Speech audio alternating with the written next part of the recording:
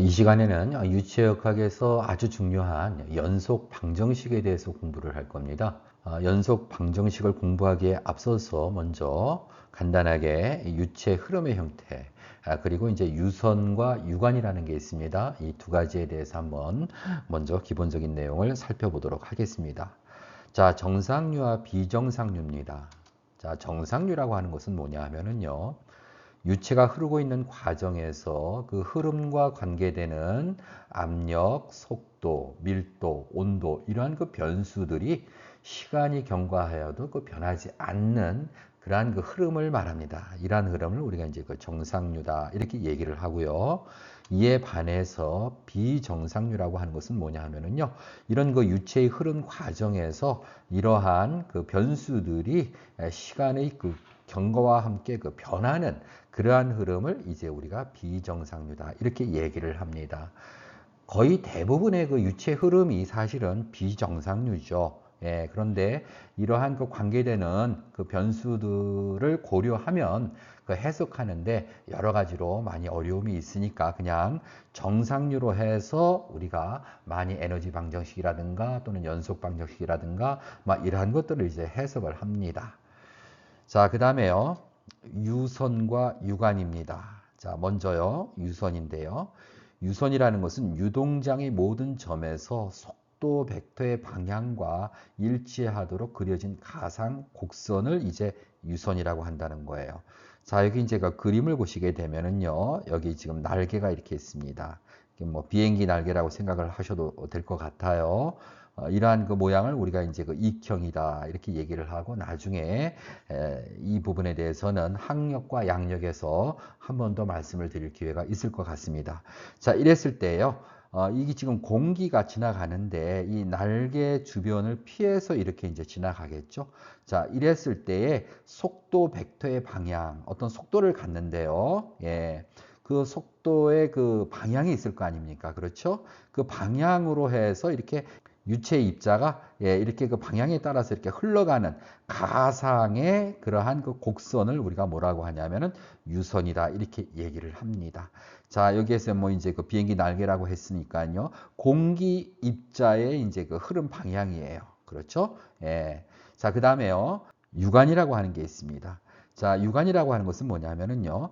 유선으로 둘러싸인 유체의 관, 유선 다발이다. 자, 여기 그림에서 보시게 되면은요.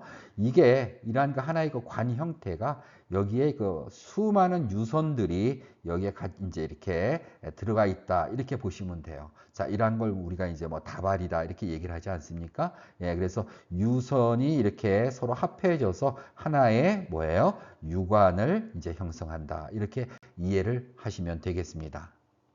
자, 그러면은요, 이 시간에 가장 그 중요한 내용인 그 연속 방정식에 대해서 한번 살펴보도록 하겠습니다.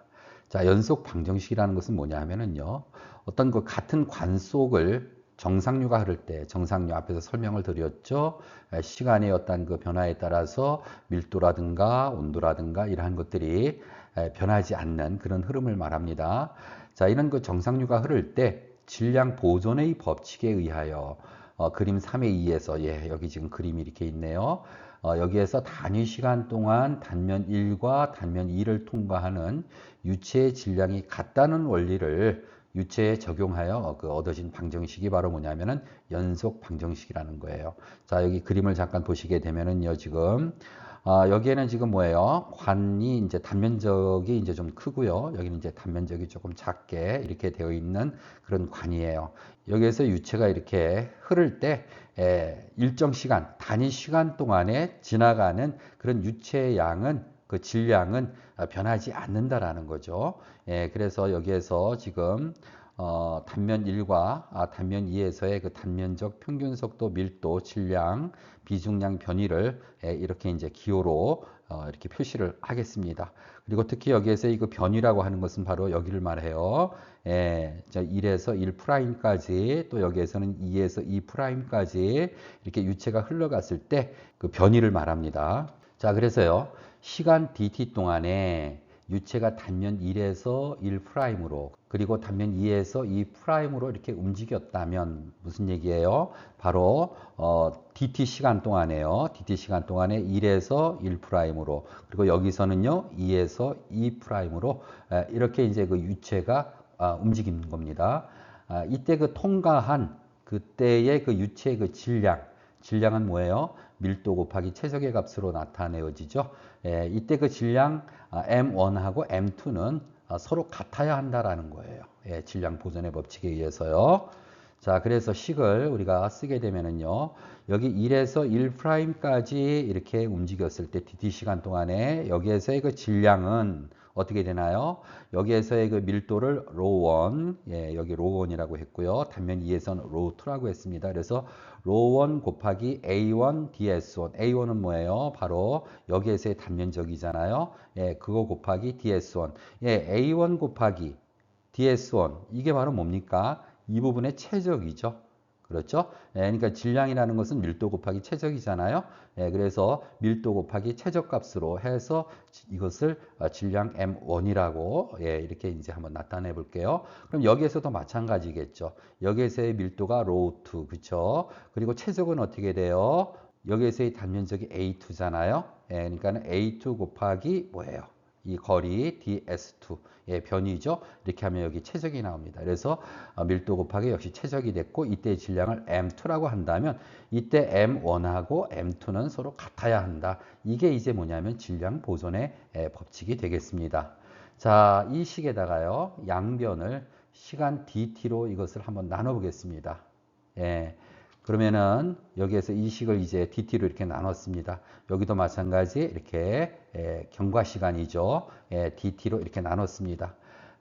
그렇게 놓고 보니까는요. 여기에서 이 dt분의 ds1 하고요. dt분의 ds2가 이게 바로 뭐가 돼요? 어떤 물리량이 됩니까? 바로 속도의 물리량이죠. 시간분의 거리잖아요. 그래서 이 구간에서의 그 평균 속도를 말합니다. 이 구간에서의 평균 속도를 말해요. 그래서 이 속도를 이제 V1, V1, 그 다음에 여기에서의 평균 속도를 이제 V2 이렇게 이제 놓으면은 바로 이 값이 V1이 되고 이 값이 이제 V2가 되는 거죠. 자, 그래서 이 값들로 이제 이 위의 식을 갖다가 대체를 하게 되면 어떻게 되나요? ρ1, A1, dt분의 ds1을 V1으로 놨습니다. 그리고 여기서도 마찬가지죠. dt분의 ds2를 V2로 놨습니다. 자, 그러면 이 값이 바로 뭐냐면 질량이라는 거예요. 그렇죠? 이 값이 질량이란 말이에요. 그래서 질량은 서로 같은 값이 되죠. M1하고 M2는 서로 같아요. 그게 이제 질량 보존의 법칙이잖아요. 그래서 식이, 최종적인 식이 ρ1 A1 V1 이꼴 ρ2 A2 V2. 그리고 이건 질량이니까 단위가 어떻게 될까요? 킬로그램 퍼 세크가 되죠. 여기에서 나온 이 값을요, 우리가 뭐라고 하느냐 하면은 질량유량이다. 이렇게 얘기를 합니다. 바로 질량값이죠. 이것을 질량유량이다. 이렇게 얘기를 하고요. 자, 이 식에다가요, 이번에는요, 양변에 중력가속도 G를 한번 곱해 보겠습니다. 그렇게 되면은요, 여기에서 G를 곱하게 되면은, 로우 G가 이제 비중량이잖아요. 감마예요. 그래서 여기다 G를 곱하면 로1 곱하기 G가 되니까 이제 뭐가 되나요? 감마 1이 되고요. 여기서는요, 로2에다가 G 중력가속도를 곱하게 되면 로우 G 해서 감마 2가 되는 거죠. 이제 비중량이 되는 겁니다. 자, 이 값을 우리가 뭐라고 하느냐 하면은 중량 유량이다. 이렇게 얘기를 합니다. 자, 다음에는요. 유체가 매우 느린 속도로 이제 흐른다면은 이 유체를 그 비압축성 유체로 이제 볼 수가 있습니다. 압축이 되지 않는 그런 유체로 볼 수 있기 때문에요. 그 밀도가 변화가 없다는 거죠. 그래서 여기에서의 밀도 ρ1하고 여기서의 밀도 ρ2가 이제 서로 같다라는 거죠. 그렇게 되면 어떻게 되나요? 여기에서요. 감마1하고 감마2가 어떻게 되나요? 서로 같은 값이 되겠죠. 로우가 같으니까는요. 감마는 로우지잖아요. 그렇죠? 그러니까 로1과 여기서 로2가 같으면은 이게 감마1과 감마2도 서로 같게 되죠. 그래서 양변의 이 감마가 이제 소거가 됩니다. 그래서 남는 값이 어떻게 되나요? A1, V1 그리고 이쪽 변에서는 A2, V2만 남아요. 자, 이 값, 이 Q를 우리가 뭐라고 하느냐면은 최적 유량 이렇게 얘기를 하고 우리가 일반적으로 또 유량 하면은 바로 이 최적 유량을 말합니다. 아주 중요한 식입니다. 여기에서 질량 유량, 중량 유량, 최적 유량 이 값은 아주 중요한 식이니까 반드시 꼭 여러분들께서 기억을 좀 해 주셔야 됩니다. 자, 그러면은요, 우리가 이 연속 방정식을 활용해서요, 예제 문제를 한번 풀어보도록 하겠습니다. 자, 이 그림과 같이요, 여기 입구에서 Q3라고 하는 유체가 들어오고요, 여기에서는 유체가 A1, V1의 그런 값으로 해서 이렇게 유체가 들어오고, 여기서는 나갑니다. 이제 여기에서의 단면적은 A2가 되고 V2가 돼요. 자, 이랬을 때 여기에서 3번 입구에서 들어오는 유량 Q3를 갖다가 구하라 하는 겁니다. 자, 그럼 먼저요. 단면 1과 단면 2에서의 유량을 한번 구해 볼게요. 자, 그러면은요. Q1은 어떻게 되나요? 여기에서의 유량이에요. 최적 유량이죠. A1, V1 서로 곱합니다. 예, 그러면은 10m 세제곱 세크가 되고요. 그 다음에 Q2는요. 여기서 이제 나가는 유량이에요.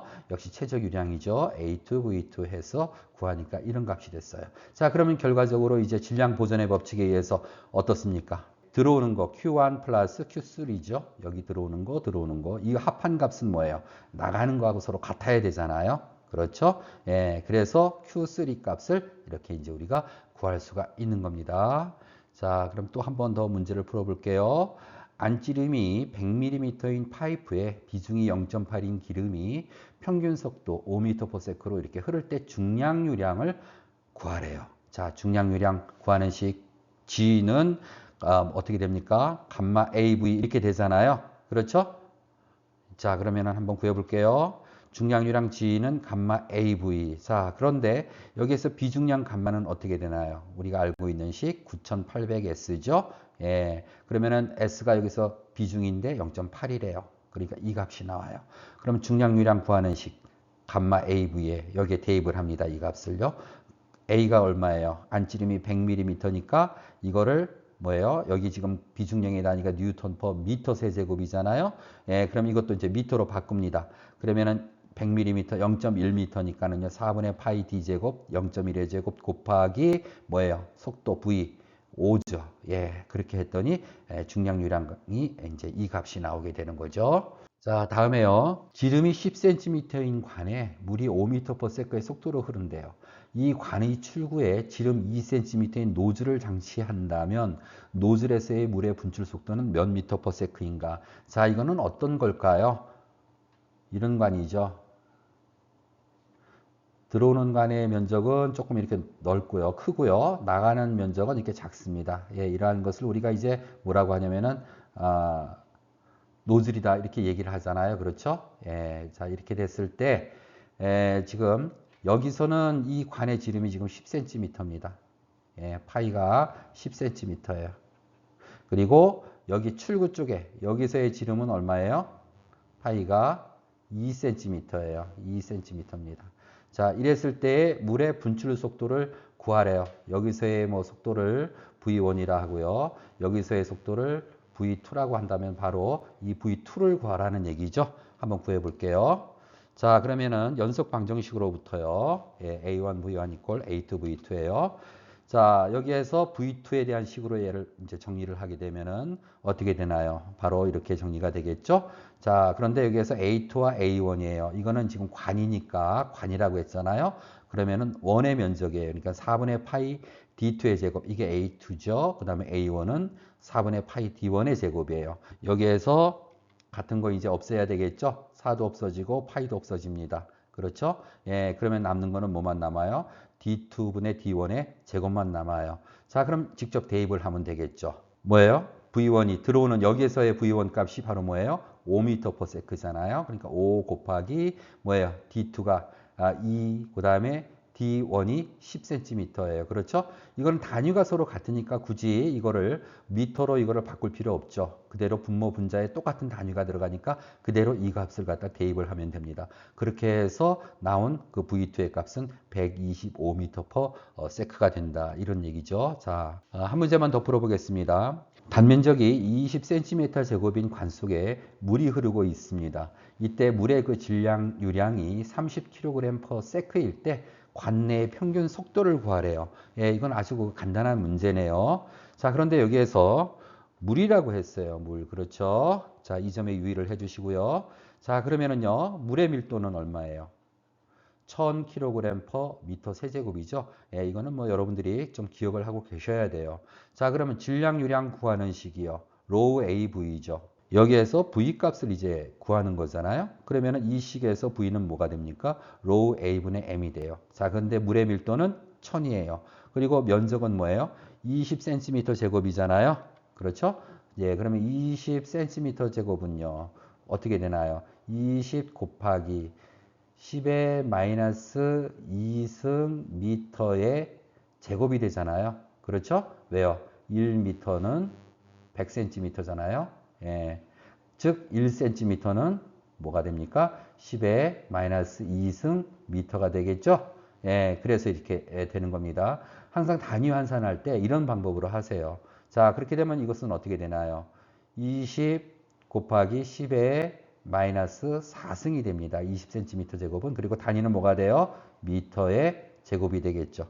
자, 그래서 이 값을 여기다가 대입을 하는 거죠. 면적을요. 나오는 단위가 미터로 나오게 지금 여기서 물어보는 게 지금 미터 퍼 세크로 물어봤잖아요. 질량 30kg 퍼 세크니까 30 대입했고요. 그렇죠? 자, 그래서 나온 값이 15m 퍼 세크가 된다는 것이죠. 자, 지금 이 시간에 연속 방정식에 대해서 공부를 했습니다. 아주 중요한 내용이니까 여러분들께서 잘 좀 기억을 해 주시길 바랍니다. 고생들 하셨습니다.